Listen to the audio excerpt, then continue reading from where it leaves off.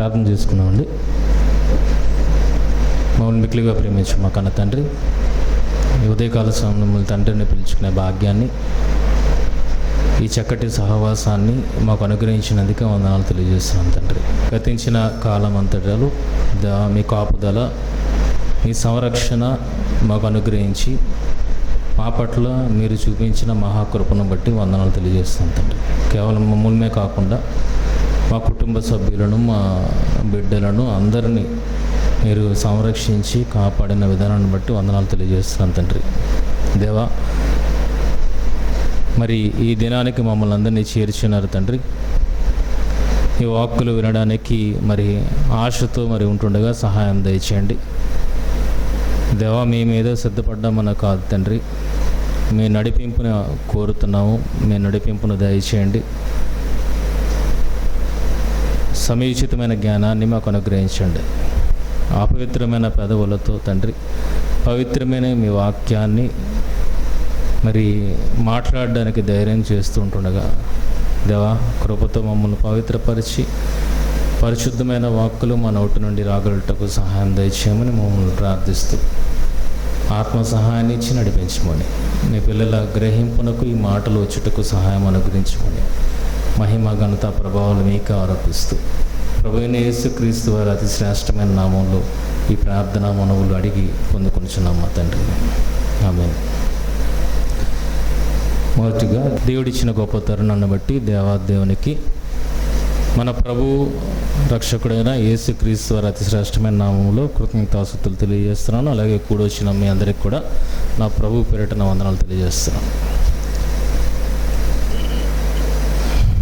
యోహాను సువార్త 4వ అధ్యాయములో ఉన్న సమరీ స్త్రీని గురించిన సందర్భాన్ని ఈరోజు మనము ధ్యానించడానికి ముందుకు వెళ్తున్నాం. ఏదైనా అప్లికేషన్ ఫిల్ చేయడానికి, మన పిల్లల్ని స్కూల్లో జాయిన్ చేయడానికి కానివ్వండి, బ్యాంకులో ఖాతాని ఓపెన్ చేయడానికి కానివ్వండి, గవర్నమెంట్ విషయం నుండి ఏదైనా కావాలి అనంటే దాని విషయంలో కానివ్వండి, మనం అప్లికేషన్ ఫిల్ చేస్తుంటాం. అప్లికేషన్ ఫిల్ చేస్తున్నప్పుడు అందరిలోనూ పొరపాట్లు దొరలడం అనేది సహజం. ఎందుకు దొరుకుతాయంటే అప్లికేషన్ మనం పూర్తిగా చదవం, స్టార్ట్ చేసేస్తాం. 1, 2, 3 అనుకొని స్టార్ట్ చేసేస్తాం. స్టార్ట్ చేసిన తర్వాత ఏంటి ఇలా తప్పిచ్చాడు అని అనుకుంటారు. ఏంటి అప్లికేషన్ ఇచ్చాడు అంటే చాలా ఆలోచించి ఏ డీటెయిల్స్ కావాలో ఆ డీటెయిల్స్నే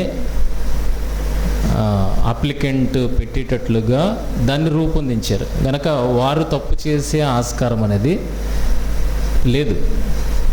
కనుక మనం తప్పు చేయడానికి గల కారణం ఏంటంటే అప్లికేషన్ని పూర్తిగా ఒకసారి చదవకపోవడం. చదవకుండా వెళ్ళిపోతే ఏది ముందో ఏది అనకో మనకు తెలియదు, రాసేస్తాం. మళ్ళీ దాంట్లో కరెక్షన్స్ ఉంటాయి.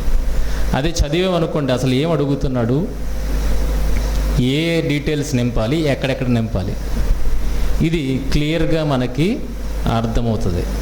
ఒక అప్లికేషన్ విషయంలోనే ఇంత జాగ్రత్త. ఏంట జాగ్రత్త?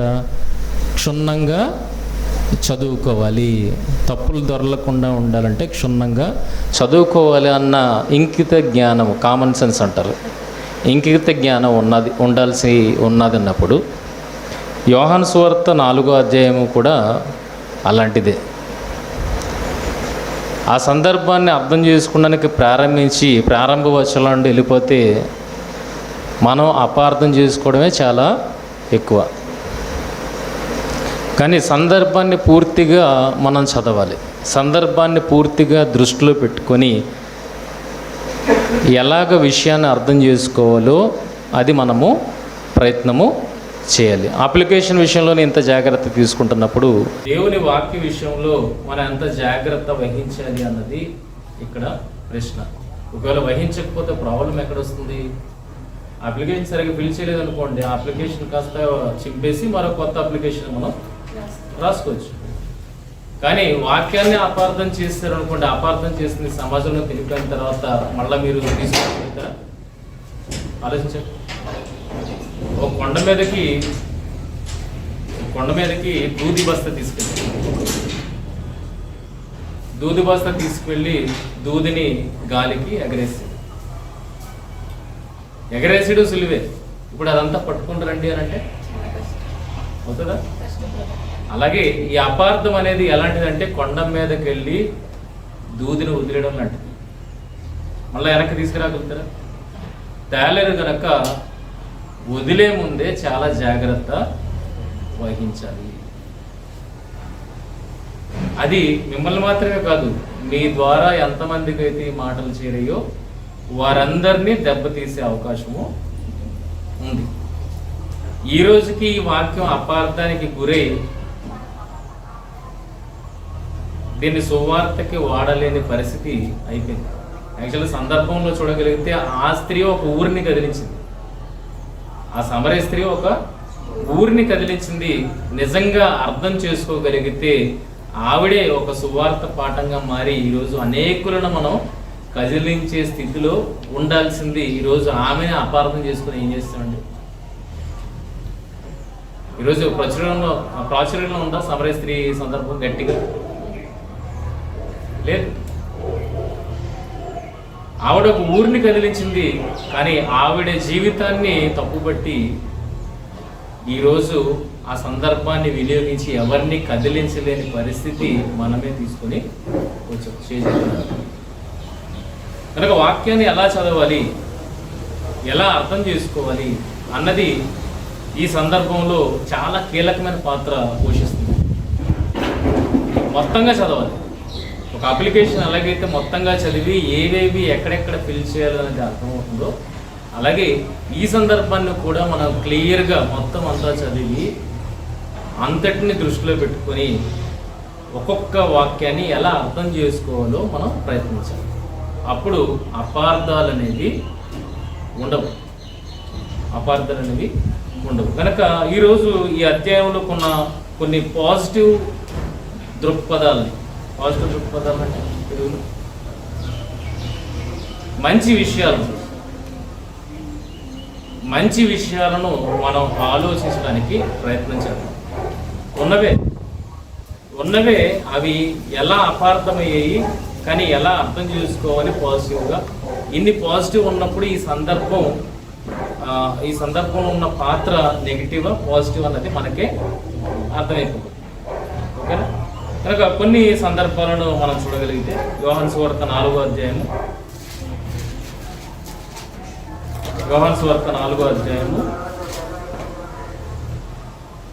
4వ వచనం నుండి, ఆయన సమరయ మార్గమున వెళ్ళవలసి వచ్చెను కనుక, అంటే సమరయ మార్గమున వెళ్ళవలసి వచ్చెను గనుక అంటున్నాడంటే రెగ్యులర్గా వాళ్ళ రూట్ అది కాదన్న విషయం మనకు అర్థమవుతుంది. అంతేనా? ఎప్పుడు వెళ్ళే రూట్ కాదండి. ఎందుకంటే సమరయ మార్గాన్ని యూదులు అసలు ప్రయాణము చేయరు. ఎందుకంటే యూదులు సమరయులతో సాంగత్యము చేయరు. వాళ్ళు ముట్టుకున్నట్టు కూడా వారికి పాపం. ఓకేనా?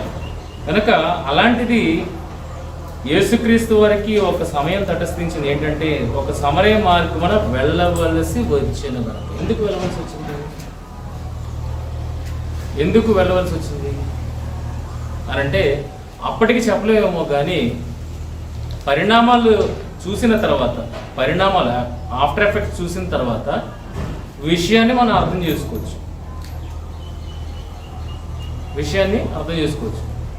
ఒక వ్యక్తి బస్సు కోసం వెయిట్ చేస్తాడట.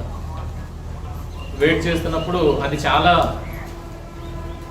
అవసరం, ఆ బస్సు ఎక్కడం ఆ వ్యక్తి చాలా అవసరం. అయితే బస్సు వచ్చింది కానీ ఎక్కలేని పరిస్థితి. ఎందుకంటే అదే బస్సులో చాలామంది ఉన్నారు. కిక్కిరిసిపోయి ఉంది, ఈ వ్యక్తి ఎక్కడానికి స్థలం లేదు.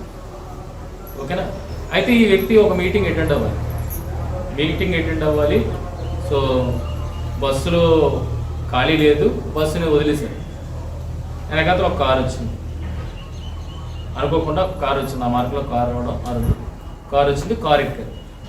ఎందుకు బస్సు ఎక్కలేకపోయాను, ఎందుకు నేను కారు ఎక్కాను, లేట్ అయిపోతుంది కదా, బస్సు అయితే నేను ఈ పాటికి వెళ్ళిపోతున్నాను కదా అనేసి అనుకున్నారు.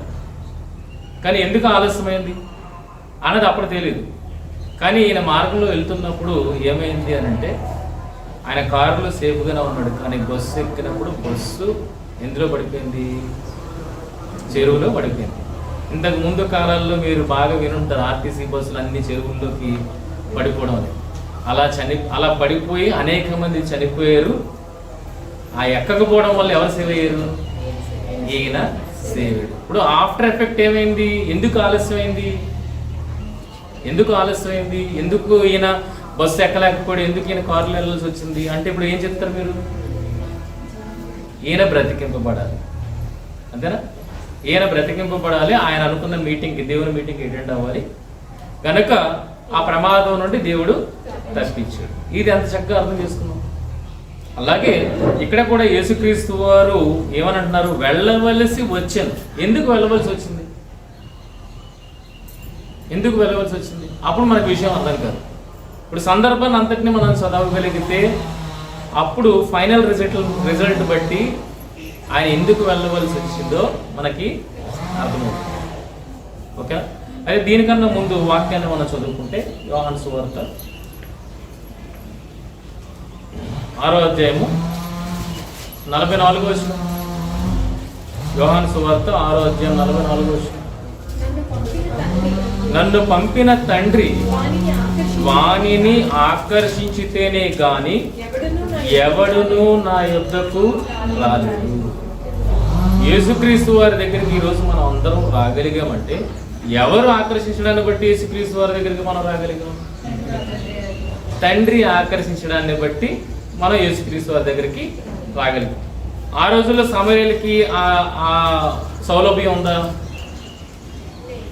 యూదుల్ని చేరే సౌలభ్యం ఉందా? యేసుక్రీస్తు వారు యూదుడు కనుక సమరయులకి ఆ సౌలభ్యం ఉందా? దేవుని ఆకర్షణ ఉన్నప్పటికీ వాళ్ళు యూదులతో కలిసి ఉండడం అనేది అది సంభవమేనా? కాదు కదా. మరి ఎలా వెళ్ళగలుగుతాడు యేసుక్రీస్తు వారి దగ్గరికి, సమరయుడు యేసుక్రీస్తు వారి దగ్గరికి వెళ్ళగలుగుతాడు? అందుకు దేవుడు వేసిన ప్రణాళిక ఏంటి, వీరు వెళ్ళలేరు కదా, అలాగని వీళ్ళు దేవుని ఆకర్షణలో లేరా, ఉన్నారు. ఇప్పుడు ఎవరు రావాలి, వీళ్ళు వెళ్ళలేరు కనుక ఎవరు రావాలి, ప్రభువే అక్కడకు రావాలి. ఎందుకు వెళ్ళవలసి వచ్చింది అంటే వీళ్ళు ఎవరి ఆకర్షణలో ఉన్నారు, దేవుని ఆకర్షణలో ఉన్నారు గనక వీరు వెళ్ళలేని పరిస్థితి ఉంది గనక ఆయననే ఇక్కడికి రప్పించారు. చూడండి యోహాను సువార్త 4వ అధ్యాయం, అదే అధ్యాయంలో మనం చూడగలిగితే 4:34 యేసు వారిని చూచి నన్ను పంపిన వాని చిత్తము నెరవేర్చుటయు ఆయన పని తుదముట్టించుటయు నాకు ఆహారమే ఉన్నది. ఏమని అంటున్నాడండి యేసుక్రీస్తు వారు? ఎందుకు వచ్చాను ఇక్కడికి, ఈ మార్గమున రావాల్సి వచ్చిన, ఎందుకు వచ్చాను అంటున్నాడు. అది ఏదో కొటేషన్ కాదు, అది ఆయన అంటున్నది కొటేషన్ కాదు. అది ఆయన ఈ సందర్భాన్ని దృష్టిలో పెట్టుకుని మాట్లాడుతున్నాడు. ఏమని, నన్ను పంపిన వాని చిత్తము నెరవేర్చుటయు. ఎందుకు పంపాడు, ఈ మార్గంగా ఎందుకు పంపాడు? ఇక్కడ తండ్రి చిత్తము నెరవేరాల్సి ఉంది అంటే పని ఉండబట్టే ఎవరు నడిపింపబడ్డారు, యేసుక్రీస్తు వారు నడిపింపబడ్డారు. ఊరకనే నడిపింపబడలేదు, అకారణంగా నడిపింపబడలేదు, కారణం ఉంది. ఆ కారణం యేసుక్రీస్తు వారికి అర్థమైంది. దానిని ఏమని అంటున్నాడంటే, నన్ను పంపిన వాని చిత్తము నెరవేర్చుటయు ఆ పనిని తుదముట్టించుటయు నాకు ఆహారం. నన్ను ఇందుకే పంపాడు తండ్రి. ఓకేనా? ఇప్పుడు చివరికి వెళ్ళినప్పటికీ చూడగలిగితే ఏమైంది, అవుట్పుట్ ఏమొచ్చిందండి? 41, 42 వచనాల్లో 40వ వచనం, ఆ సమరయులు ఆయన యొద్దకు వచ్చి తమ యొద్ద ఉండుమని ఆయనను వేడుకొనేది గనక ఆయన అక్కడ 2 దినములుండెను.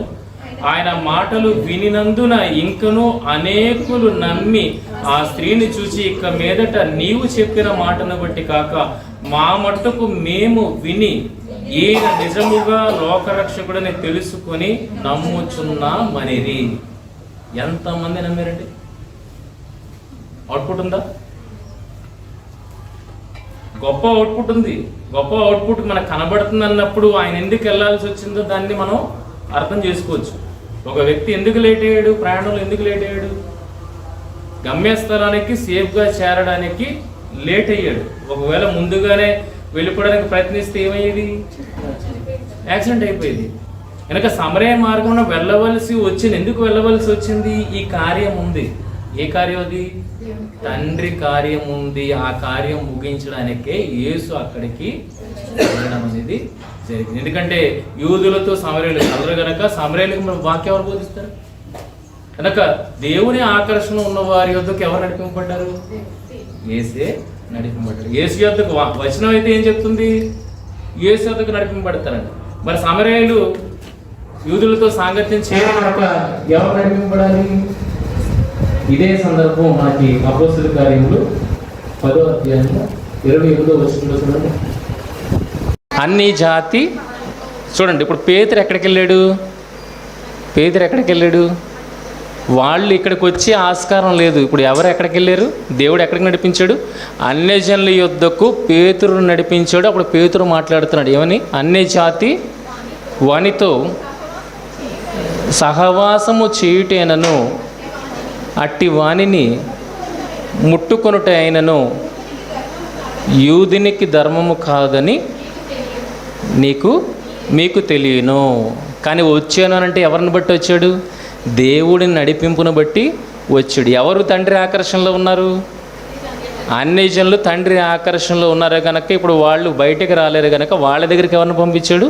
ఒక యూదుడైన పేతురుని పంపించాడు. ఈ వచనం మీకు బాగా అర్థమైతే గనక యేసు సమరయ మార్గమున ఎందుకు వెళ్ళవలసి వచ్చిందన్నది మనకి అర్థమవుతుంది. First point. సెకండ్ పాయింట్కి మనం వెళ్ళగలిగితే తర్వాత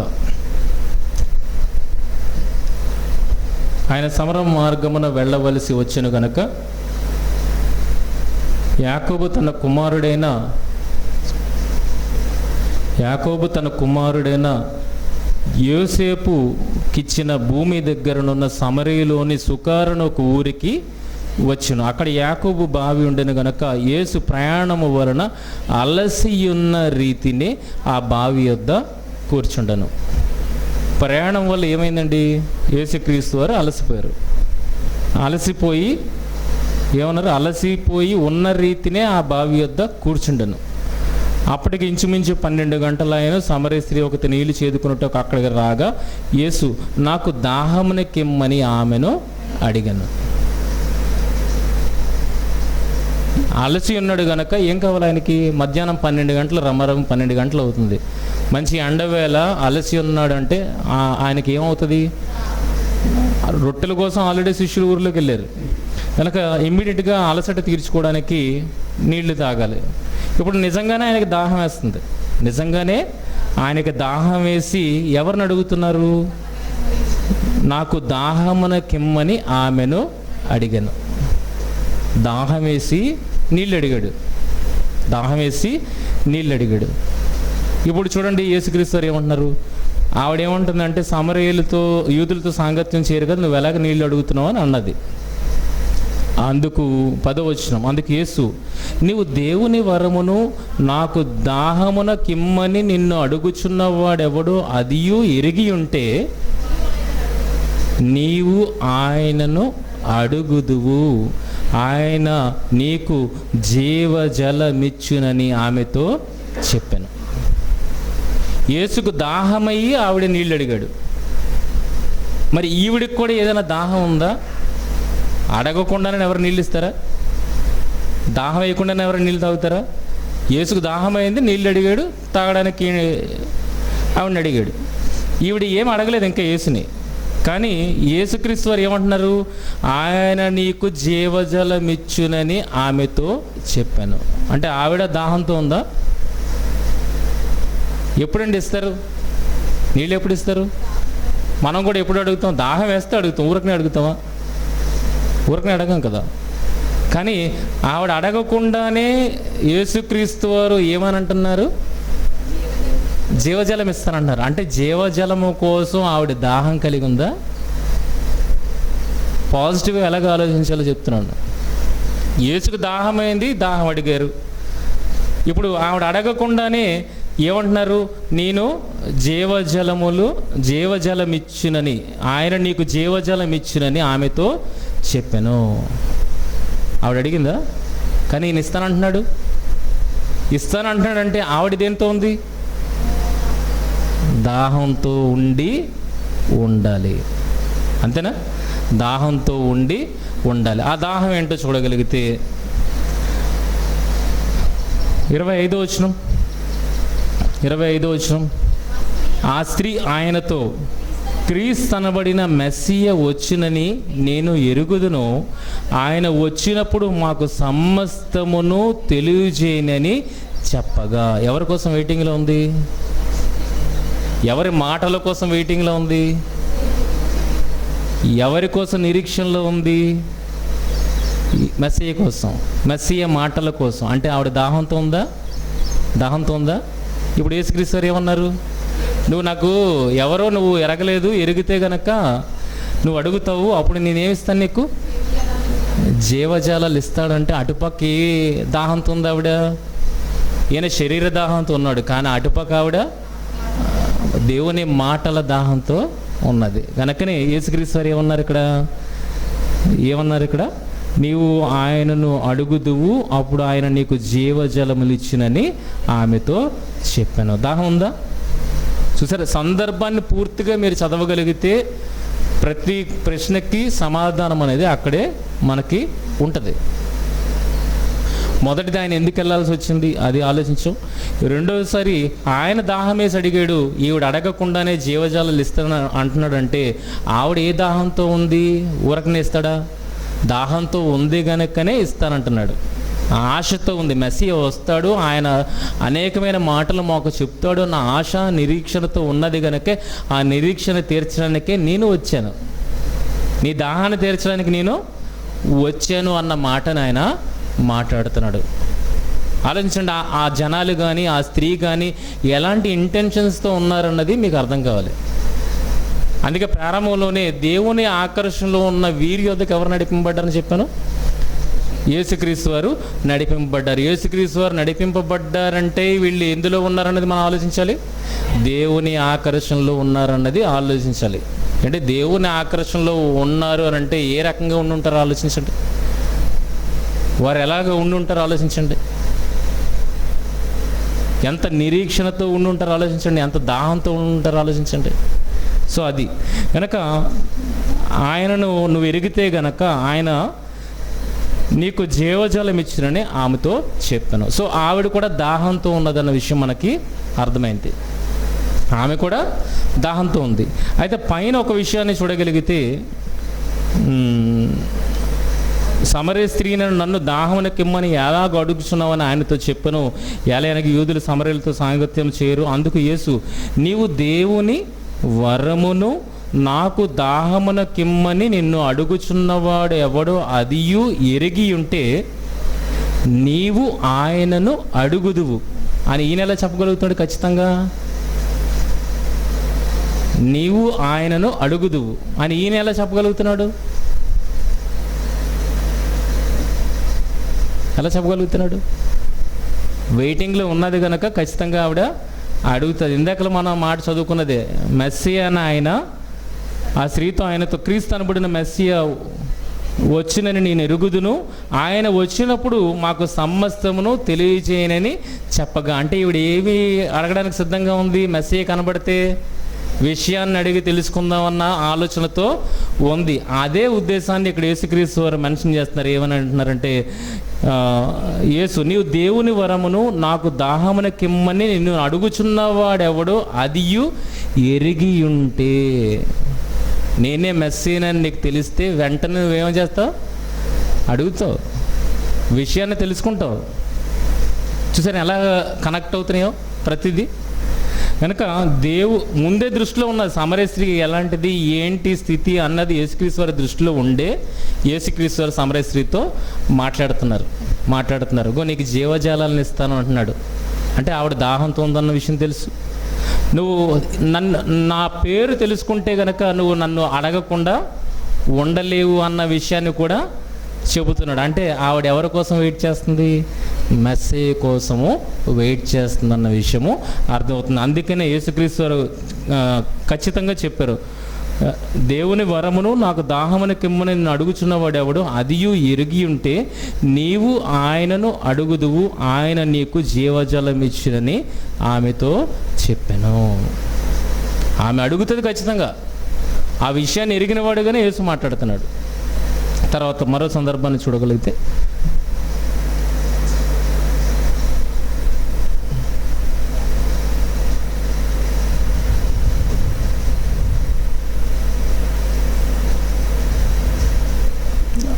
ఐదో వచనము, యాకోబు తన కుమారుడైన యోసేపుకి వచ్చిన భూమి దగ్గర ఉన్న సమరయలోని సుక్కారను ఒక ఊరికి వచ్చాను. అక్కడ యాకోబు బావి ఉండెను గనుక యేసు ప్రయాణం వలన అలసి ఉన్న రీతిని ఆ బావి వద్ద కూర్చుండెను.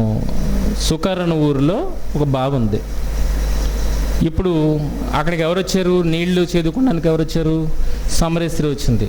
ఆ బావి ఆ ఊరికి ఎంత దూరం ఉన్నది మీరు చూడగలిగితే 15వ వచనము, ఆ స్త్రీ ఆయనను చూచి, అయ్యా నేను దప్పికొనకుండున్నట్లును చేదుకొనుటకింత దూరము రాకుండున్నట్లును ఆ నీళ్లు నాకు దయచేయమని అడుగగా.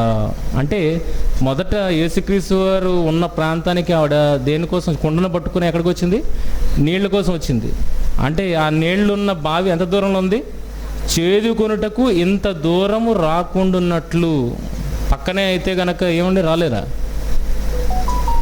ఒక్కొక్క ఊరు ఉంటుంది, ఆ ఊరికి చెరువు చాలా దూరంలో ఉంటుంది. అక్కడ వరకు బిందెల్ని తీసుకెళ్ళి కావడి మీద బిందెలు తీసుకుని వచ్చేవారు. మా ఊరిలో ఏరు ఉండేది, అలాగే బిందెలను పట్టుకుని వెళ్ళేవారు ఇంట్లోకి. సో అలాగా ఈవిడ చాలా దూరము వచ్చింది, ప్రయాణం చేసి వచ్చింది. అలాంటిది యేసుక్రీస్తు వారు మెస్సియా అని తెలియగానే ఏం చేసిందండి?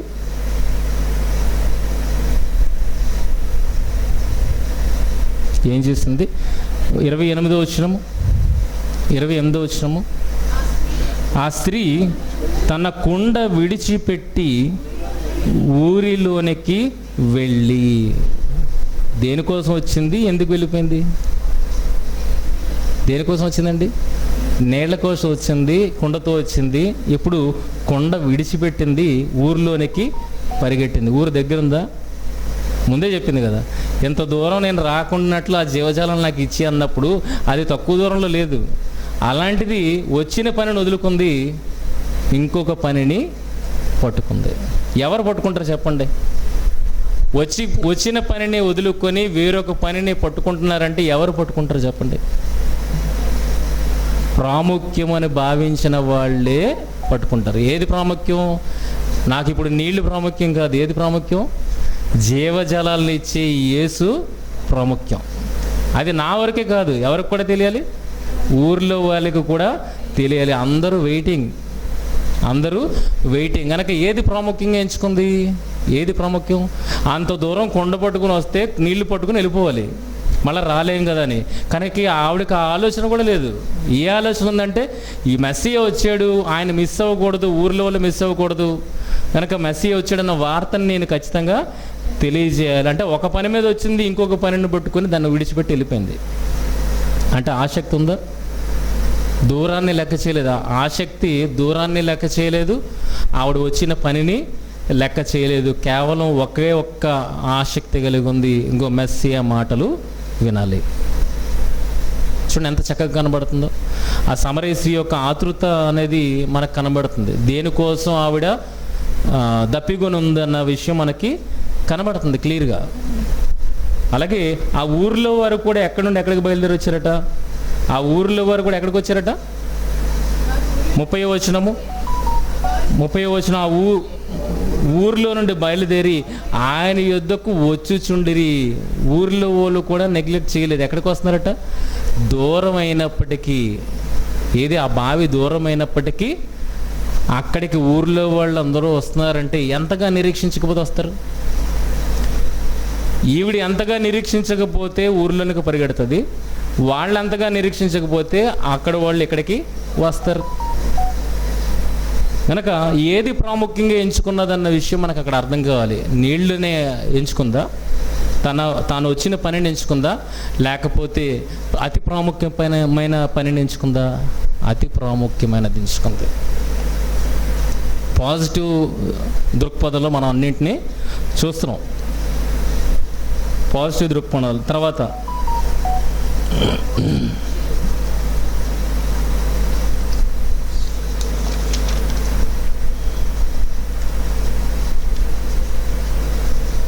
ఇది ప్రాముఖ్యమైన ప్రశ్న ఏంటంటే, నీ పెనిమిటి 16వ వచనము, యేసు నీవు వెళ్ళి నీ పెనిమిటిని పిలుచుకొని ఇక్కడికి రమ్మని ఆమెతో చెప్పాను. ఆ స్త్రీ, నాకు పెనిమిటి లేడనగా, యేసు ఆమెతో, నాకు పెనిమిటి లేడని నీవు చెప్పిన మాట సరియే, నీకు 5 పెనిమిటిలుండిరి, ఇప్పుడు ఉన్నవాడు నీ పెనిమిటి కాడు, సత్యమే చెప్పితివనెను. అప్పుడు ఆ స్త్రీ, అయ్యా నీవు ప్రవక్తవని గ్రహించుచున్నాను. నువ్వు నిజమే చెప్పు, నీకు పెనిమిటి లేడు. ఇంతకుముందు 5 ఉండేవారు, కానీ ఇప్పుడు ఎవరు నీకు లేరు. ఇప్పుడు ఉన్నోడు కూడా నీ పెనిమిటి కాడు, నిజమే చెప్పు అన్నప్పుడు ఆమె ఏమంటుంది? ప్రవక్తవని గ్రహించి తిని. ఇంతే జరిగింది సందర్భం, ఇంతే కదా జరిగింది. ఆ విషయం చెప్పగానే ఈవిడేమన్నది? ప్రవక్తమని గ్రహించింది అన్నది. ఇప్పుడు చూడండి, కిందకి వెళ్ళినప్పుడు ఏం మాట్లాడుతుంది? అక్కడ కాదు. స్త్రీ తన కుండ 28, ఆ స్త్రీ తన కుండను విడిచిపెట్టి ఊరిలోనికి వెళ్ళి, మీరు వచ్చి నేను చేసినవన్నీ నాతో చెప్పిన మనుష్యుని చూడుడి, ఈయన క్రీస్తు కాడా అని ఆ ఊరి వారితో చెప్పగా. ఇవేనా నేను చేసినవన్నీ నాతో చెప్పిన మనుష్యుని చూడుడి? ఏవి చేసింది, ఏవి చెప్పాడు? ఏవి చేసింది, ఏవి చెప్పాడు? అది వచ్చి సాక్ష్యం ఇస్తుంది. నేను చేసినవన్నీ నాతో చెప్పిన మనుష్యుడు ఈయన క్రీస్తు కాడా అని ఆ ఊరి వారి దగ్గర సాక్ష్యం ఇచ్చింది. ఆమె చేసినవి ఏంటి అంటే, ఎంతవరకు ఆగిపోతాం అంటే మనం అందరం ఎక్కడి వరకు ఆగిపోతాం? ఆ పెనిమిట్ల దగ్గర ఆగిపోతాం. ఇదే విషయం చెప్పాడు అనుకుంటాం, కానీ ఆ విషయం చెప్పినప్పుడు ఆయనని ఏమని అన్నది? ప్రవక్త అన్నది. కానీ ఊరిలోకి వచ్చినప్పుడు ప్రవక్త అని పరిచయం చేయట్లేదు, క్రీస్తు అని పరిచయం చేస్తుంది. ప్రవక్త అని పరిచయం చేయలేదు, క్రీస్తు అని పరిచయం చేస్తుంది. అంటే ఇంకా ఏ విషయాలు జరిగాయి, ఏ విషయాలు చెప్పాడు? ఇది మనకు అనవసరం. మనకంతా ఏం కావాలి? అక్కడే ఆ పెనిమిట్లు లేడా, 5 పెనిమిట్లు ఉన్నారు, ఇప్పుడు ఉన్నాడు నీ పెనిమిటి కాడు, నిజమే చెప్పితివి, అదే విషయం మాట్లాడాడు అనుకుంటాం. అదే విషయాన్ని ఈవిడ ఊరిలోకి వచ్చి చెప్పింది అని అనుకుంటాం. కానీ ఆ విషయాన్ని చెప్పినట్లయితే, అదే విషయాన్ని చెప్పినట్లయితే ఆయనను ప్రవక్తగానే పరిచయం చేయాలి. అందుకని కదా అది విషయం తెలిసిన తర్వాత ఆవిడ ఏమని చెప్తుంది? ప్రవక్తవని గ్రహించానని చెప్తుంది. ఊరిలోకి వెళ్ళి ఏమని పరిచయం చేయాలి? ప్రవక్త అని పరిచయం చేయాలి. కానీ క్రీస్తు అని పరిచయం చేసిందంటే ఈయన ఏమి చెప్పాడు ఇంకా ఈమెను గురించి? ఇది మనం అర్థం చేసుకోవాల్సిన విషయం. ప్రవక్త అని కాకుండా క్రీస్తు అని పరిచయం చేసిందంటే మనకు తెలిసింది కాకుండా తెలియకుండా ఇంకా ఏ విషయాలు అక్కడ జరిగాయి అన్నది అర్థం కావాలి. ఓకేనా? తర్వాత చూడగలిగితే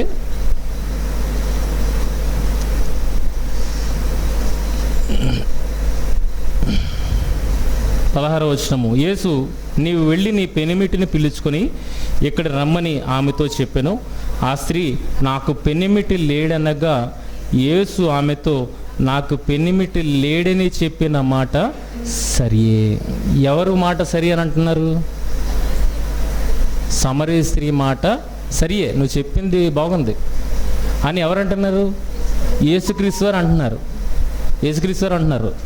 తర్వాత చూడండి, ఆమెతో చెప్పిన మాట సరియే, నీకు 5 పెనిమిటిలు ఉండ్రి, ఇప్పుడు ఉన్నవాడు నీ పెనిమిటి కాడు, సత్యమే చెప్పితివి. సత్యమే చెప్పితివి. ఎవరి మాటని సత్యం అంటున్నారు? ఎవరి మాట సరి అయినది అంటున్నారు? సమరస్త్రీ చెప్పింది సరి అయిన మాట, సమరస్త్రీ చెప్పింది సత్యమైన మాట. ఇప్పుడు ఆవిడ సత్యమైతే యేసు నీ పెనిమిటిని తీసుకొని రా అన్నది అబద్ధపు మాట. ఆయన ఏమంటున్నాడు? నీ పెనిమిటిని తీసుకురా అని ఆయన అన్నాడు. మళ్ళీ ఆయన అంటున్నాడు నువ్వు పెనిమిటి లేదు అన్న మాట సరియే, సత్యమేనా ఆయన అంటున్నాడు. రమ్మన్నది ఆయనే, లేడు నువ్వు చెప్తున్నది సత్యమే అంటున్నది కూడా ఆయనే. మరి ఆవిడ సత్యమైతే యేసు ఏమవ్వాలి? అసత్యం మాట్లాడి ఉండాలి కదా. ఏ ఉద్దేశంతో అడిగాడు అన్నది కావాలా. అది అర్థమైతే గనక విషయం మనకి క్లారిటీ వచ్చేస్తుంది. ఎందుకంటే యేసుక్రీస్తు వారి మాటలలోనే తప్పు పట్టుకోవడానికి ఆ రోజు సమాజం చూసింది. యేసుక్రీస్తు వారిని ఎలా తప్పుపట్టుకోవాలి? క్రియల్లో తప్పుపట్టుకోలేరు. ఎందుకంటే క్రియలన్నీ తండ్రి కనపరుస్తున్నాడు, ఆ క్రియలను ఆయన చేస్తున్నాడు కనుక క్రియలలో తప్పుకొట్టలేరు. ఇప్పుడు మాటల్లో ఏమైనా ఆయనను దొర్లించాలి, తప్పుపట్టాలి అన్న ఉద్దేశంతో ఆ రోజు సమాజం చాలానే ఉంది, చాలా తిరుగుతూనే ఉంది. చూడండి, మార్కు సువార్త 12వ అధ్యాయము 13వ వచనము. మార్కు సువార్త 12వ అధ్యాయము 13వ వచనము. వారి మాటలలో ఆయనను చిక్కుపరచవలెనని పరిసయ్యులను హేరోదీయులను కొందరిని ఆయన యొద్దకు పంపిరి. ఎందులో చిక్కుపెట్టాలంట? బాబు, ఎక్కడ పని చూసినా, ఎక్కడ ఆయన ప్రవర్తన చూసినా తప్పుపడదామంటే ఏమీ దొరకట్లేదు. సరే, మాటల్లో చిక్కుపడదాం, మాటల్లో చిక్కుపడదామని మాటల్లో ట్విస్ట్ పెట్టి ఆయన దగ్గర పరిచయం చేయడానికి ఎవరిని? కొంతమంది జనాంగాన్ని ఎన్నుకున్నారు. కానీ ఆయన మాటల్లో చిక్కుపడిపోయాడా? మనుషుల హృదయాంతరంగాన్ని ఎరిగిన వాడు మాటలకు చిక్కుపడిపోతాడా? నువ్వు ఎలా చిక్కులు పెట్టాలో ఆయనకి తెలిసిపోద్ది. ఎలా చిక్కులు పెట్టాలనుకుంటున్నావో ఆయనకి తెలిసిపోద్ది తప్పితే ఈయన చిక్కులకు దొరికిపోయేవాడు కాదు. అలాంటిది నీ పెనిమిటిని తీసుకునిరా అన్నది ఈయనే, నీవు పెనిమిటి లేడు అన్నది సరియే, నీకు పెనిమిటి లేడు అన్నది సత్యమే చెప్పితివా అన్నది ఈయన అంటున్నాడు. ఇక్కడ మాటల్లో మనం పట్టించుకోలేము, ఈయన్ని మాటల్లో పట్టించుకోలేమా? ఆవిడ పెనిమిటి లేడు అంటుంది, ఈయనేమంటున్నాడు? నీ పెనిమిటిని తీసుకురా అంటున్నాడు. మళ్ళీ ఈయన అంటున్నాడు ఇప్పుడు ఉన్నవాడు నీ పెనిమిటి కాడంటున్నాడు అన్నప్పుడు ఏం పదం వాడాలి అక్కడ?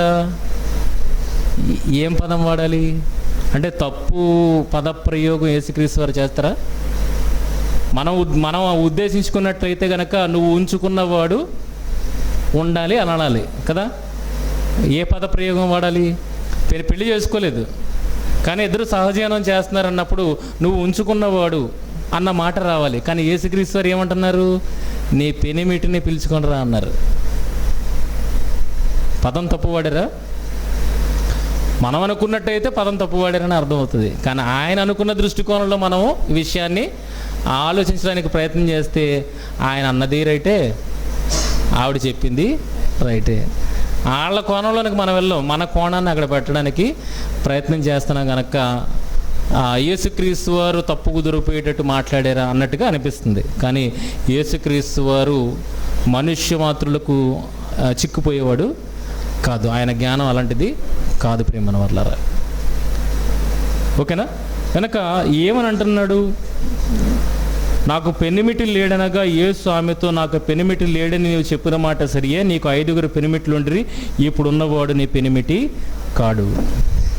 దేని గురించి మాట్లాడుతున్నారు? పెనిమిటి అని ఎందుకు మాట్లాడారు? ఈ వివరంలోనికి కాస్త వెళ్దాం. ఆయన ఏమన్నాడు? నువ్వు నన్ను ఎరిగితే గనక నన్ను అడుగుతావు, నీకు నేను జీవజలం ఇచ్చేదనని ఆమెతో చెప్పినప్పుడు ఆ స్త్రీ 11వ అధ్యాయం. అప్పుడు ఆ స్త్రీ, అయ్యా ఈ బావి లోతైనది, చేదుకున్నట్టు నీకేమీ లేదే, ఆ జీవజలము ఎలాగూ దొరుకును? తానును తన కుమారులను పశువులను ఈ బావి నీళ్లు త్రాగి మాకిచ్చిన మా తండ్రి అయిన యాకోబు కంటే నీవు గొప్పవాడవా? యాకోబు కంటే నీవు గొప్పవాడు అంటే ఎవరిని గుర్తించింది గొప్పవాడిగా? యాకోబును గుర్తించింది. యాకోబు ఎలా గొప్పవాడయ్యాడు? యాకోబు ఎలా గొప్పవాడయ్యాడు?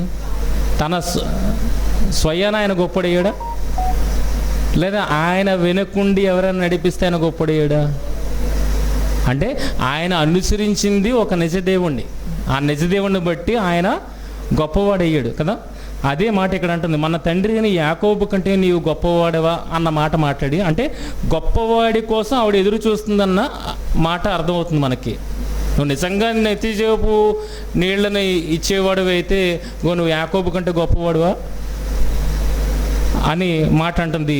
అని అడిగాను. అందుకు యేసు, ఈ నీళ్లు త్రాగు ప్రతివాడు మరల దప్పికొనును, నేనిచ్చు నీళ్లు త్రాగువాడు ఎప్పుడునూ దప్పికొనుడు, నీవు వానికి ఇచ్చి నీళ్లు నిత్యజీవమునకే వానిలో ఊరిడి నీటి బొగ్గుగా ఉండునని ఆమెతో చెప్పాను. ఆ స్త్రీ ఆయనను చూసి, అయ్యా, నేను దప్పికొనకుండునట్లును చేదుకొనుటకింత దూరము రాకుండునట్లును ఆ నీళ్లు నాకు దయచేయమని అడుగగా, అప్పుడు యేసు అంటున్నారు, నీవు వెళ్ళి నీ పెనిమిటిని పిలుచుకొని ఇక్కడికి రమ్మని ఆమెతో చెప్పాను. ఈవిడికి నీళ్ళు ఇవ్వడానికి ఆవిడ పెనిమిటికి ఏంటి సంబంధం అండి? కోరికను నెరవేర్చే వెంటనే తీర్చేస్తున్నాడు కదా ప్రతి ఒక్కరిది. దావీదు కుమారుడా నజరేయుడైన యేసు నా ఈ కోరిక తీర్చానంటే అందరికీ తీరుస్తున్నాడు కదా, ఎవరిని రమ్మన్నాడా తోడు పట్టుకొని. మరి ఈవిడ అడిగినప్పుడు నీ పెనిమిటిని తీసుకుని ఆ తోడు ఎందుకు, ఏ ఉద్దేశంలో అడుగుతున్నాడు అన్నది మనం ఆలోచించాలి. మొదటి యాకోబు కంటే నీవు గొప్పవాడు అన్నది ఓకే. ఇప్పుడు ఆయన అలాంటి నీళ్ళు ఇచ్చేసాడు అనుకోండి, ఈయన గొప్పవాడు అయిపోతాడు. అయితే ఈవిడ ఆ గొప్పవాడిని ఎలా నమ్ముతుంది? ఇంతకు ముందు నమ్మినట్లుగానే ఇది కూడా నమ్ముతుందా? బాగా ఆలోచించండి.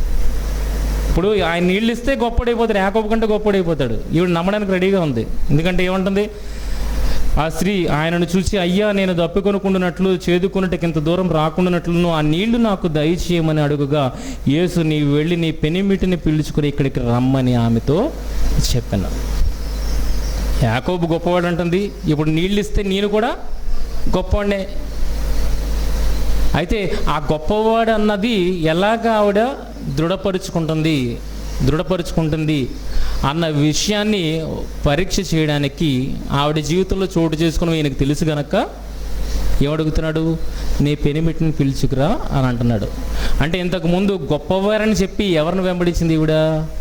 5గురిని వెంబడించింది. 6వాడు కూడా వచ్చాడు కొత్తగా, ఆయన్ని వెంబడించడం మానేసింది. ఆయన నావాడు కాదు.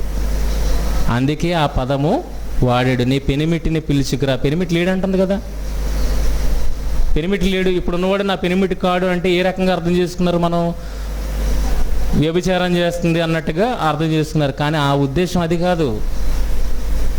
యాకోబు కంటే గొప్పవాడివా అని ఎంతమంది అయితే మొదట తలపించారో వాళ్ళందరినీ ఈవిడ ఆశ్రయించడం స్టార్ట్ చేసింది. ఇప్పుడు ఈయన నీళ్ళు ఇస్తే ఈయన గొప్పవాడే, ఇప్పుడు ఈయన కూడా ఆశ్రయించడానికి వచ్చేస్తుంది. అయితే ఆవిడ ఎలాంటిదో ఆల్రెడీ డిసిషన్ తీసేసుకుంది. అయితే ఆవిడ ఏంటి అనేది మళ్ళీ టెస్ట్ చేయడానికి యేసుక్రీస్తు వారు ఏమడిగారు? ప్రశ్న అడిగారు. ఇంతకుముందు నీకు 5గురు పెనిమిట్లు ఉండిరి, ఇప్పుడు ఉన్నవాడు నీ పెనిమిటి కాడు. నువ్వు ఆయన పెనిమిటిగా అనుకోవట్లేదు. ఎందుకంటే సమరయలకు ఒక చెత్త బుద్ధి ఒకటి ఉంది. చూడండి, అపోస్తలుల కార్యాలు 8వ అధ్యాయం 10వ వచనం. అపోస్తలుల కార్యాలు 8వ అధ్యాయం 10వ వచనం. గారడి వాడైన సీమోను ఉంటాడు అక్కడ. గారడి వాడైన సీమోను అక్కడ గారడీలు చేస్తున్నప్పుడు జనాలు ఏమని నమ్ముతున్నాయి? ఆయన్ని ఏమని నమ్ముతున్నాయి? రెండు విషయాలు నమ్ముతున్నాయి. ఒకటి ఫిలిప్పు చెప్పిన మాటలు నమ్ముతున్నాయి, రెండోది గారడి వాడు చేసే ఆ గారడి విద్యకు కూడా వాడిని నమ్ముతున్నాయి. ఏమని నమ్ముతున్నాయి? కొద్దివాడు మొదలుకొని గొప్పవాడిని మట్టుకు అందరూ దేవుని మహాశక్తి అనబడిన వాడు ఇతడే అని చెప్పుకొనొచ్చు అతనిని లక్ష్య పెట్టిరి. ఎవరంటే దేవుడు మహాశక్తి ఇతడే. ఎవరు? గారడి చేస్తున్న సీమోని. ఆ రోజు ఏ రోజుల్లో? ఫిలిప్పు ఉన్న రోజుల్లో, ఫిలిప్పు సువార్త చేస్తున్న రోజుల్లో ఒక గారడి వాడైన సీమోను రాగానే ఆయన్ని ఏమని తెలుస్తున్నాయండి? సమరయ ప్రజలు ఏమని తెలుస్తున్నారు? దేవుని మహాశక్తి అనబడిన వాడు ఇతడే. యాకోబు కంటే నీవు గొప్పవాడివా అని చాలామంది నేను యాకోబు కంటే గొప్పవారు అన్నట్టుగా వచ్చారు ముందుకి. వాళ్ళని ఆశ్రయించింది కనుకే యేసుక్రీస్తు వారు ఏమంటున్నారు, నీకు ఇంతకు ముందు 5 పెనిమిట్లు ఉండిరి, 5 ఆశ్రయించావు, కానీ వాళ్ళు ఏం కాదని తెలిసిపోయింది, తండ్రి కంటే గొప్పవాళ్ళు కాదని తెలిసిపోయింది. ఇప్పుడు కూడా వచ్చాడు, వాడిని ఆశ్రయించడమే నువ్వు మానేసావు. ఇప్పుడు ఉన్నాడు కానీ వాడు నీ పెనిమిటి కాడు. పెనిమిటి అంటే భర్త అని కాదండి. పెనిమిటి అంటే పోషకుడు.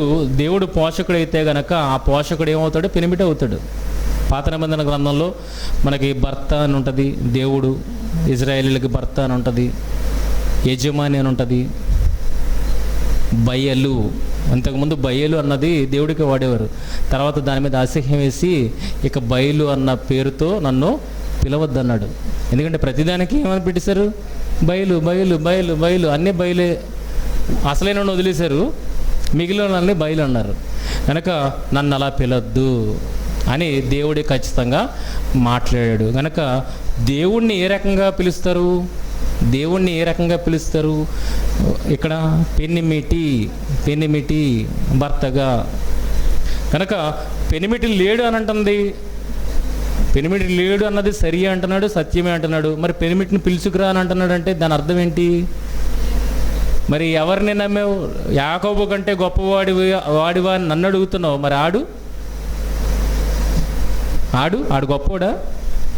ఇంతకుముందు నీ విశ్వాసం ఏంటి అనేది ప్రశ్నిస్తాడు అనమాట. ఇంతకుముందు నీ విశ్వాసం ఏంటి? యాకోబు కంటే నువ్వు గొప్పవాడివా అని అన్న నీవు ఎవరిని ఆశ్రయించావు? యాకోబు ఆశ్రయించిన తండ్రిని ఆశ్రయించకుండా ఎవరిని ఆశ్రయించావు? వేరెవరినో ఆశ్రయించావు. అలాంటి వాళ్ళు 5. ఇప్పుడు కూడా ఒకడు లేచాడు, కానీ వాడిని నువ్వు పట్టించుకోలేదు. యాకోబు కంటే గొప్పవాడు ఎవడు లేడని తలంచింది. చివరికి ఎక్కడికి వచ్చిందో తెలుసా? మెస్సయ్య దగ్గరికి వచ్చింది. అర్థమవుతుందా మీకు? ఇప్పుడు పెనిమిటి లేడు, ఎవరిని ఆశ్రయించలేదు. యాకోబు కంటే గొప్పవాడు ఎవడైనా ఉన్నాడు అని అంటే అది ఎవరి కోసం నిరీక్షిస్తుంది? ఆవిడ మెస్సయ్య క్రీస్తు కోసం నిరీక్షిస్తుంది. ఇప్పుడు అందుకే ఎవ్వరు లేరు నాకు అంటుంది. నువ్వు చెప్పిన మాట సరియే. అర్థమైందా? అర్థం కాలేదా? కనుక పెనిమిటి అన్నది ఏ ఉద్దేశంతో అన్నాడు? అక్కడ మాట కరెక్ట్గానే వాడాడు. పెనిమిటి అన్నది ఏ ఉద్దేశంతో అన్నాడు? మనం అనుకున్న ఉద్దేశంతో అయితే అక్కడ ఉంచుకున్నవాడు అన్న మాట రావాలి. కానీ యేసుక్రీస్తు వారు పెనిమిటి అని వాడారంటే ఏ ఉద్దేశంతో మాట? నువ్వు ఆశ్రయించినవాడు, నువ్వు గొప్పవాడని ఎవడైతే అనుకున్నావో, ఎవడినైతే ఆశ్రయించావో వాడిని తీసుకొనిరా అని అంటున్నాడు. ఎందుకంటే సమరయులకు ఏ బుద్ధి ఉంది? ఎవడు కనబడితే వాడిని దేవునిగా పెట్టుకునే స్థితి ఆ సమరయుల్లో కనబడుతుంది మనకి. కనుక దాన్ని బట్టి ఏమన్నాడు ఇక్కడ? యేసు నీవు వెళ్ళి నీ పెనిమిటిని పిలుచుకొని ఇక్కడికి రా. విగ్రహం అయితే కాదు కదా, అది విగ్రహం అయితే కాదు. పిలుచుకొని రమ్మని అనడానికి ఒక వ్యక్తి అవ్వాలి. ఎవరా వ్యక్తి? అప్పటికి సమరయలో జనులు కొలుస్తున్న వ్యక్తి ఉన్నాడు అప్పటికి ప్రెజెంట్. నువ్వు పిలుచుకురా అంటే ఆడు నా పెనిమిటి కాడు అనిసింది. రైట్, నువ్వు చెప్పింది సత్యమే. అప్పుడు ఏమని చెప్పింది? అప్పుడు ఆ స్త్రీ, అయ్యా నీవు ప్రవక్తవని గ్రహించుచున్నాను అన్నది. ఎక్కడి నుండి ఎక్కడికి వెళ్ళిందండి? గొప్పవాడి దగ్గర నుండి, పెనిమిట్ల దగ్గర నుండి ఎక్కడికి వెళ్ళింది? ప్రవక్త దగ్గరికి వెళ్ళింది. ప్రవక్త దగ్గరికి వెళ్ళిన తర్వాత ఏమని మాట్లాడుతుంది? మా పితరులు ఈ పర్వతమందు ఆరాధించిరి. టాపిక్ని డివైడ్ చేస్తుంది ఇవిడ. యేసు మాట్లాడుతుంటే టాపిక్ని డివైడ్ చేస్తుందా? సువార్తలకి మేము వెళ్తున్నప్పుడు, సువార్త మేము చెప్తున్నప్పుడు ఎదుటివాడు వాడికి తెలిసింది ఏదో చెప్పడానికి ప్రయత్నం చేస్తాడు. అప్పుడు వాడిది కట్ చేయాలి. ఎందుకంటే వాడు డైవర్ట్ చేస్తున్నాడు. నేను చెప్పాలనుకున్న దాన్ని వాడు మార్చడానికి ప్రయత్నం చేస్తున్నాడు అన్నది నాకు అర్థమైపోయి వాడిని కట్ చేస్తాం కదండి. మనం డైవర్ట్ అయ్యాం, వాడు డైవర్ట్ చేస్తున్నాడు అన్న విషయం మనకు తెలిసిపోతుంది, కానీ మనం డైవర్ట్ అవ్వం. ఇప్పుడు యేసుక్రీస్తు వారి మాటలను డైవర్ట్ చేయడానికి ఈవిడ అన్నది అని అనుకుంటే యేసుక్రీస్తు వారు డైవర్ట్ అయిపోతారా? నెక్స్ట్ మాట చూడండి. మా పితరులు ఈ పర్వతమందు ఆరాధించరు, కానీ ఆరాధించవలసిన స్థలం యెరూషలేములో ఉన్నదని మీరు చెప్పుదురని ఆయనతో అనగా యేసు ఆమె తిట్లను, అమ్మ ఒక కాలము వచ్చినది, ఆ కాలమంది ఈ పర్వతం మీద నేను యెరూషలేములోనైనను మీరు తండ్రిని ఆరాధింపరు, నా మాట నమ్మము. ఏమంటే ఈవిడ మాట డైవర్ట్ చేసేస్తే డైవర్షన్లో వెళ్ళిపోతారు ఎవరన్నా? ఎక్కడ స్టార్ట్ అయింది? గొప్పవాడి దగ్గర స్టార్ట్ అయింది, పెనిమిటి దగ్గరికి వచ్చింది. నెక్స్ట్ ఈవిడ ఎక్కడికి వెళ్ళిపోయింది? ఆరాధన దగ్గరికి వెళ్ళిపోయింది. ఆవిడ ఆరాధన దగ్గరికి వెళ్తే ఏసు ఎక్కడికి వెళ్ళిపోయారు? ఆరాధన దగ్గరికి వెళ్ళిపోయారు. అంటే ఆవిడ ఏసునే డైవర్ట్ చేసేంత గొప్పదా? లేదా ఏసు డైవర్ట్ చేస్తారా? ఏసు టాపిక్ని డైవర్ట్ చేసే స్థితి ఉందా? లేదు. చెప్పాలనుకున్నది చెప్పి వెళ్ళిపోతాడు ఆయన. ఎదుటివాడు మాట్లాడినా ఆ డైవర్షన్లోనికి ఈయన వెళ్ళకుండా ఆయన చెప్పాలనుకున్నది చెప్పి వెళ్ళిపోతాడు. కనుక ఎవరు డైవర్షన్ తీసుకోలేదు. మనం అనుకుంటున్నాం అలాగా డైవర్షన్ తీసుకున్నారని, కానీ టాపిక్ నడుస్తున్నది ఎవరి మీద? దేవుని మీద. యాకోబు కంటే నీవు గొప్పవాడు. యాకోబు ఎందుకు గొప్పవాడేడు? దేవుణ్ణి అనుసరించాడు, నిజ దేవుణ్ణి అనుసరించాడు కనుక యాకోబు గొప్పవాడేడు. కనుక ఎక్కడి నుండి జర్నీ స్టార్ట్ అవుతుందంటే ఆశ్రయించిన దేవుని దగ్గర నుండి జర్నీ స్టార్ట్ అవుతుంది. ఇప్పుడు యాకోబు కంటే గొప్పవాడేవాని నువ్వు నన్ను ప్రశ్నించావు కదా, నువ్వు ఎవరిని ఆశ్రయించావు? ఆరాధన. యాకోబు ఆరాధన దగ్గర నుండి స్టార్ట్ అయింది. నువ్వెవరిని ఆశ్రయించావు? గొప్పవాడిని నన్ను అడుగుతున్నావు కదా, నువ్వెవరిని ఆశ్రయించావు అని అంటే ఇప్పుడు నేను ఎవరిని ఆశ్రయించట్లే అన్నది. ఆశ్రయించట్లేదు కానీ అయితే నువ్వు ప్రవక్తవి అని నేను గ్రహిస్తున్నాను. నువ్వు చెప్తావు ఏమని అంటే ఈ పర్వతం మీద ఆరాధించాలి, ఈ పర్వతం మీద ఆరాధిస్తారు, మీరు యెరూషలేముకి వెళ్ళి ఆరాధించాలన్నప్పుడు యేసుక్రీస్తు వారు ఏమన్నారు? ఎక్కడ ఆరాధించడానికి ఇది సమయము కాదు అమ్మ, ఒక కాలం వచ్చింది, ఆ కాలంలో ఈ పర్వతం మీద నన్ను యెరూషలేములో నన్ను మీరు తండ్రిని ఆరాధింపరు. ఆరాధన దగ్గర స్టార్ట్ అయిందండి. ఆరాధనతోనే ఎండ్ అయింది. ఎవ్వరు డీవియేట్ అవ్వలేదు, టాపిక్ నుండి ఎవరు డీవియేట్ అవ్వలేదు. ఒకవేళ ఆవిడ డీవియేట్ చేయాలనుకున్నప్పుడు ఏసు డీవియేట్ అవ్వాలి కదా, మళ్ళీ ఎక్కడికి రావాలి? పెనిమిడి దగ్గరికి రావాలి. కానీ ఎక్కడికి వెళ్ళిపోయారు? ఆరాధన దగ్గరికి వెళ్ళిపోయారు. అంటే ఇష్యూ దేని మీద నడుస్తుంది? ఆరాధన మీద, సేవించడం మీద నడుస్తుంది. సేవించడం మీద నడుస్తుంది. ఇప్పుడు నేను నీళ్ళు ఇచ్చేస్తాను, నన్ను ఏ రకంగా నమ్ముతున్నావు? నన్ను నువ్వు ఏ రకంగా నమ్ముతున్నావు? ఒకప్పుడు నమ్మినలాగే నమ్ముతున్నావా? ఒకప్పుడు నమ్మినలాగే నమ్ముతున్నావు అంటే ఆ వారిని అలాగే వదిలేస్తావు, నన్ను కూడా అలాగే వదిలేస్తావు. అర్థమవుతుందా? కనుక ఆవిడ్ని పరీక్షిస్తున్నాడు. ఆవిడ పరీక్షలో ఏమి తేలింది అని అంటే ఆవిడ ఏమంటుంది? ఫస్ట్ ప్రవక్త అని చెప్పింది. ప్రవక్త ఏవని చెబుతాడో కూడా ఆమెకు అవగాహన ఉంది. అసలు ఇజ్రాయెల్ సమాజం ప్రవక్త, యెహోవా ప్రవక్తని ప్రవక్తలుగా గుర్తించే దాఖలాలు ఏమైనా ఉన్నాయా? ఇంకా యూదులైనా ప్రవక్తలను గుర్తించారేమో కానీ ఇజ్రాయెల్ సమాజంలో ఇజ్రాయేలీలు అసలు ప్రవక్తల్ని, యెహోవా ప్రవక్తలుగా గుర్తించలేదు. కానీ ఈవిడ ఏమని గుర్తిస్తుంది? ఐడెంటిఫై చేస్తుంది. ప్రవక్త అని ఐడెంటిఫై చేస్తుంది. ప్రవక్త ఏ విషయం చెప్తాడో అది కూడా చెప్తుంది. ప్రవక్త ఏ విషయం చెప్తాడో ఆ విషయం కూడా చెప్తుంది. ప్రవక్త వచ్చి ఏం చెప్తారట? పితరులు ఈ పర్వతం ముందు ఆరాధించారు, ఆరాధించవలసిన స్థలం యెరూషలేములో ఉందని ప్రవక్తలు చెబుతారు అని అంటుంది. అంటే ఈవిడికి ఎంత నాలెడ్జ్ ఉంది ఒకసారి ఆలోచించండి. మొదట బావి దగ్గరికి వచ్చినప్పటికీ ఇది యాకోబు బావి, యోసేపుకి ఇచ్చిన యాకోబు బావి అని చెప్పగలుగుతుందంటే ఎంత చరిత్ర ఆవిడకి తెలిసింది. అప్పటికి ఎంతకాలం గడిచిపోయింది? చాలా కాలం గడిచిపోయింది. అంతకాలం గడిచిపోయినా ఆవిడ చరిత్రను మరవలేదు. సమాజ పరిస్థితిని మరవలేదు. ఏమని? నువ్వు యూదులతో సాంగత్యం చేయవు కదా, మరి నువ్వు దాహానికి మమ్మల్ని ఎలాగ అడుగుతున్నావు అంటే అక్కడ ఉన్న పరిస్థితులు ఆవిడ అవగాహనలో ఉన్నాయి. మూడోది, ప్రవక్తవని గ్రహించుచున్నాను, ప్రవక్త ఏం చెప్తాడో అన్నది కూడా తెలుసు. అంటే ఆవిడ ప్రతి విషయంలోనూ అప్డేట్ అవుతున్నట్టుగా మనకి కనబడుతుంది. విషయాలలో అప్డేట్ అవుతుంది. ఏ విషయాల్లో? ఆరాధించే విషయాలలో అప్డేట్ అవుతుంది. అర్థమవుతుందా? ఏ విషయాల్లో అప్డేట్ అవుతుందండి? ఆరాధించే విషయాల్లో అప్డేట్ అవుతుంది. ఒకప్పుడు పర్వతం మీద అన్నారు, ఇప్పుడేమో యెరూషలేము అంటున్నారు. ఇప్పుడు నువ్వు వచ్చేది కొత్తగా చెప్తున్నావు, నీవు ఇవన్నీ వినేసినవి అన్నట్టుగా మాట్లాడుతుంది. ప్రవక్తవని గ్రహించుచున్నాను, అయితే నువ్వు చెప్పేది ఏంటి? ఇదే మాట. ఏమంటే ప్రవక్త అని అనుకున్నప్పుడు కూడా ఆనందపడలేదేమో కానీ, నీళ్ళు ఇస్తానన్నప్పుడు కూడా అంత ఆనందపడలేదేమో కానీ, ఎప్పుడు ఆనందపడింది తెలుసా ఆవిడ? అప్పుడు కొండ వదిలేసి వెళ్ళిపోయిందా? ప్రవక్త అని గ్రహించినప్పుడు కొండ వదిలేసి వెళ్ళిపోయిందా? నీళ్ళు ఇస్తానన్నప్పుడు కుండ వదిలేసి వెళ్ళిపోయిందా? అప్పుడు అంత రియాక్షన్ లేదు ఆవిడలో. కానీ రియాక్షన్ ఎప్పుడు వచ్చింది అని చూడగలిగితే,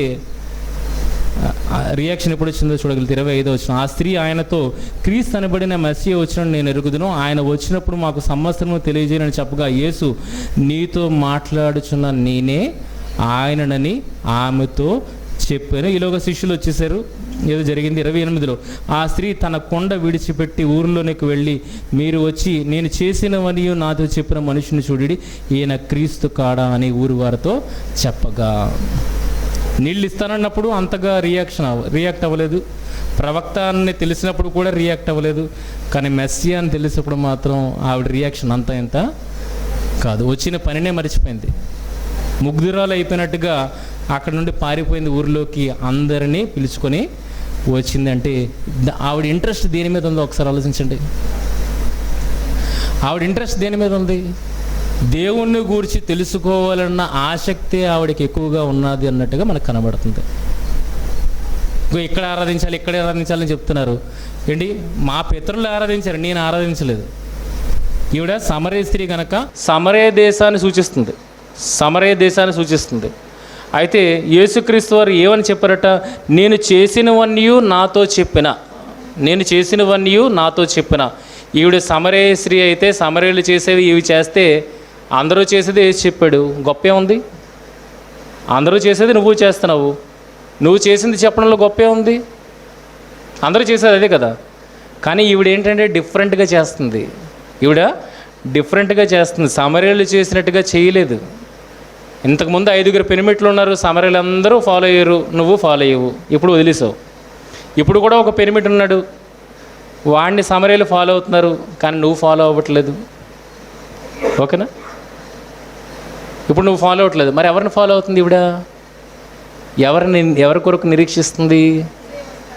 మెస్సియా కోసం నిరీక్షిస్తుంది. అంటే ఈవిడ డిఫరెంట్గా చేస్తుంది.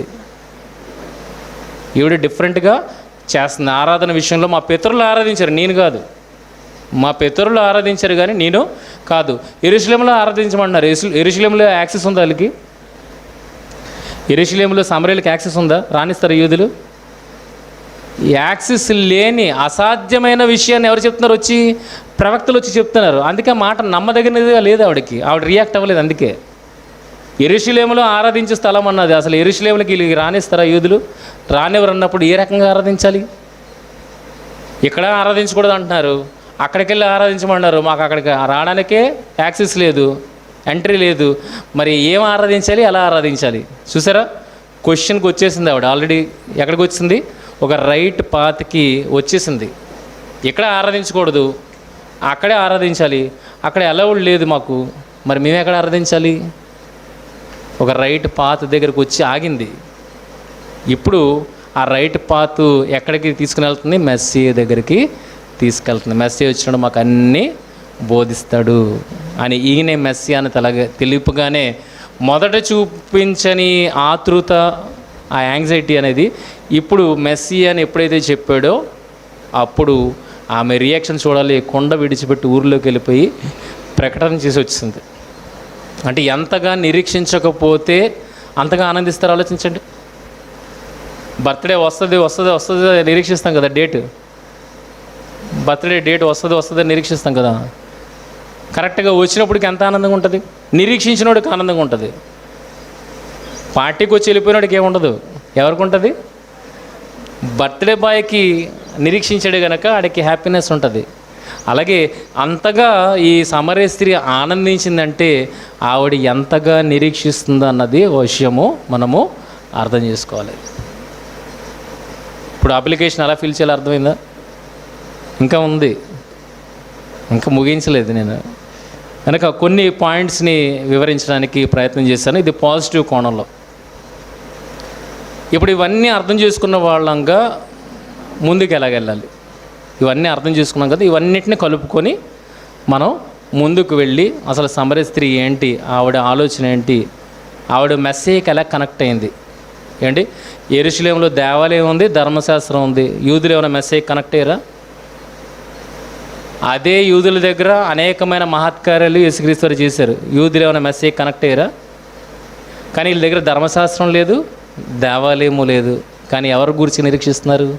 మెస్సియా. ఈవిడి దగ్గర ఏమైనా అద్భుతాలు చేశాడు ఆయన? అద్భుతాలు చేశాడా? అద్భుతాలు చేసిన వాళ్ళు ఏమో వచ్చి మెస్సియాని నమ్మలేదు. అద్భుతాలు చేయకుండానే ఈవిడ ఎవరిని నమ్మింది? మెస్సియాని నమ్మింది. అంటే ఎవరికి నిరీక్షణ ఎక్కువ ఉందో ఒకసారి ఆలోచించండి. ఎవరిది నిరీక్షణ ఒకసారి ఆలోచించండి. యూదులది నిరీక్షణ కాదు అది. యూదులది నిరీక్షణ అయితే యేసుక్రీస్తుని ఎప్పుడో గుర్తించేవారు, కానీ వీళ్ళది అసలైన నిరీక్షణ. దేవుడు లేకపోయినప్పటికీ దేవుని కోసం వెతుకులాడే పరిస్థితి వీళ్ళదైతే, దేవుణ్ణి పెట్టుకొని కూడా దేవుణ్ణి వెదకని వారు ఎవరు? యూదులు. కనుక ఆసక్తిని బట్టేనా మనం అర్థం చేసుకోవాలి.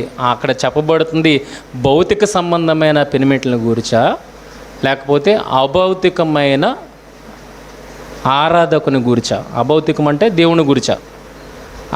అభౌతికమైన ఆధారికుని గురించా, లేదా భౌతికమైన పెనిమిట్లను గురించా? భౌతికమైన పెనిమిట్ల గురించి అయితే యేసుక్రీస్తు మాట్లాడింది పూర్తిగా తప్పు. ఎందుకంటే అక్కడ పెనిమిటి అని వాడకూడదు. ఆవిడే క్లియర్గా మాట్లాడింది కదా, నాకు పెనిమిటి లేడు అన్నది. మరి పెనిమిటి లేడు అన్నప్పుడు ఈయన పెనిమిటి అని ఎలాగంటాడు? యేసు తప్పు మాట్లాడాడని ఒప్పుకోవాలి మనం, కానీ యేసు తప్పు మాట్లాడు అంటే ఏ రకంగా దీన్ని అర్థం చేసుకోవాలి అన్నది ఇలాగ ఆలోచించడం వల్ల ముందుకు వెళ్తుంది. ఓకేనా? మిగిలిన విషయాలను మనం వచ్చే వారం మళ్ళీ సమయం ఉంటే తెలుసుకోవడానికి ప్రయత్నించేద్దాం. ప్రార్థన చేసుకుందాం.